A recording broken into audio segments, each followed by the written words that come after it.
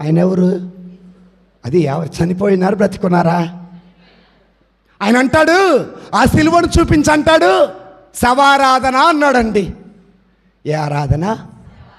ఏ ఆరాధన? సరే, నేను చేసేది శవారాధన అనుకుందాం. విని జాగ్రత్తగా. నీలో ప్రాణం లేకపోతే, నీలో ఊపిరి లేకపోతే, నీలో జీవం లేకపోతే నువ్వెవరువో? నీలో ప్రాణం లేదు, నీలో ఊపిరి లేదు, నీలో జీవం లేదు. ఊపిరి పీల్చి ఊపిరి కాసేపు మూసుకోవచ్చుగా. మరి నువ్వేం మోస్తున్నావు? నువ్వు మోసుకొని తిరిగేది ఏంటిది? శవం కాదా? మరి నీ చుట్టూరా భజన చేసేది శవ భజన కాదా? ఆ భజనే కాదా? నీ చుట్టూరా భజన చేసుకుంటా జీవం కలిగిన దేవుణ్ణి శవారాధన అంటావా? దేవుని స్తోత్రం, హల్లెలూయా. అయితే రైట్, ఇప్పుడు ఆయన శవారాధన అన్నాడు కదా. నేను మీకు ఇంకొక వాక్యం చెబుతున్నా, వినండి చాలా జాగ్రత్తగా. క్రీస్తునందు మృతులు ధన్యులు. బాప్తిస్మము తోటి మన దేహం ఆయన దేహంలో. ఇప్పుడు మనం చనిపోయిన మన దేహం ధన్యత కలిగిన దేహమా కాదా? మనం ప్రభు శరీరం తిన్నాం, ప్రభు రక్తం తాగాం, ఆయన రక్తంలో కడగబడ్డాం, ఆయన ఆత్మతో నింపబడ్డాం, ఆయన దేహంలో భాగమయ్యాం.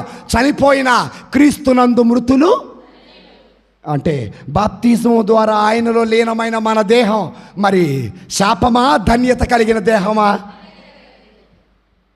ఇవన్నీ తెలియకుండా శవారాధన అంటారు ఏందో వీళ్ళు. మరి దేవుని స్తోత్రం, హల్లెలూయా, హల్లెలూయా.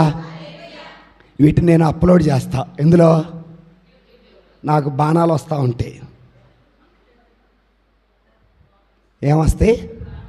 అయినా పర్వాలేదు, ఎందుకనగా నా దేవుడు జీవం కలిగిన దేవుడు.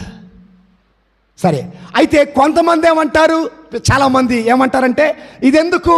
నేనేమంటానంటే ఈ సిలువ మీద ఉన్నది యేసు ప్రభువు, ఆయన చనిపోయాడు, తిరిగి లేచాడు. కానీ మరి ఈ సిలువ మీద ఉంది ఎవరంటే యేసు ఇలా చంపబడ్డాడు. మరి ఇక్కడ ఉంది యేసులాగే చంపబడ్డాడంటే దొంగల చేతిలో మేకులు కొట్టారు, కాళ్ళలో కూడా మేకులు కొట్టారు. కానీ ఒక్క యేసయ్య ప్రక్కలోనే బల్లెంతో నన్ను రక్షించిన యేసు ఇలాగే చనిపోయాడని అర్థం కావాలి. ఈరోజు అంటే నీకు చదువు వచ్చండి, బైబిల్ చదవగలుగుతావు. మరి చదువు రానోడికి ఎలా అర్థం అవుతుంది? అవునా కాదా? దేవుని స్తోత్రం, హల్లెలూయా. అదైపోయింది. అదైపోయినాక ఇటు మరియమ్మ గారు, ఇటు జోజప్ప గారు, మన కాథలిక్ చర్చిలో చాలా స్వరూపాలు ఉంటాయి. ఏముంటాయి? స్వరూపాలు ఉంటాయి. అయితే వినండి జాగ్రత్తగా. మీకు దేవుని వాక్యం బోధించిన మీ సేవకుల్ని, మీ పూజారుల్ని మీరు మర్చిపోతారేమో, కానీ మేమైతే మర్చిపోం. మీ పిల్లల్ని అడిగితే మీకు ఏ ఫాదర్ బాగా తెలుసు అంటే మార్టిన్ ఫాదర్ బాగా తెలుసు అంటారు. అవునా? ఆయన అంత దగ్గరికి తీశాడు, ఆయన అంత ప్రేమించాడు, ఆయన అంత చదువుకోవడానికి సహాయం. మర్చిపోతారా? చనిపోయిన తర్వాత కూడా కొంతమంది స్టేటస్లు పెట్టుకుంటారు. దాని అర్థం ఏంటి? మేలు చేసిన వాడిని అన్నాడు మర్చిపోకూడదు అనేటటువంటిది. ఈ రోజున మనమందరం కూడా చేస్తుంది అదే. నేను ఏ రోజు కూడా మరియను ఆరాధించండి, లేకపోతే జోజెప్పని ఆరాధించండి, అంతోనిని ఆరాధించండి, లేకపోతే ఫ్రాన్సిస్ని ఆరాధించండి అని అసలు చేయకూడదు. చేస్తే అది నిజంగా విగ్రహారాధనే.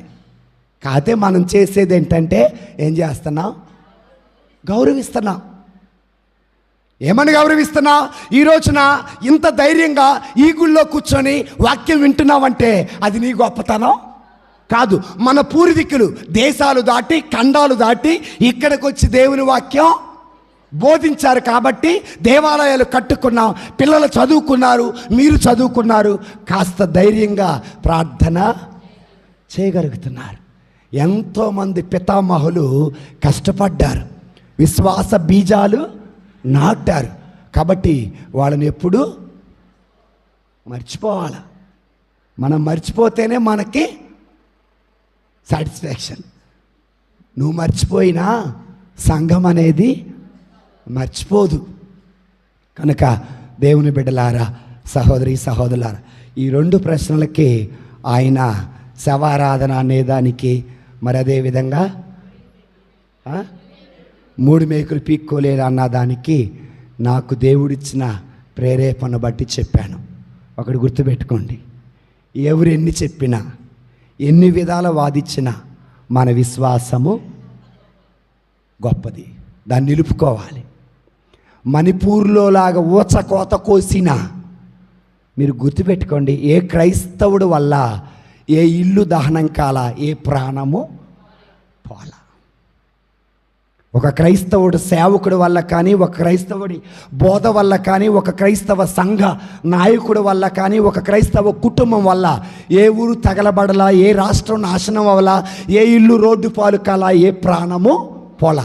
కళ్ళెదురుగా ప్రాణాలు తీస్తున్నా, కళ్ళెదురుగా ఊచకోత కోస్తున్నా శాంతి, క్షమాపణ, ప్రేమ అన్నారే కానీ ఏ రోజు కూడా ఇళ్ల మీదకి వెళ్ళి తగులాడి లేకపోతే నిప్పంటించి ఊచకోత అది యేసయ్య మనకి నేర్పల. మా దేవుడు మనకు అది నేర్పల.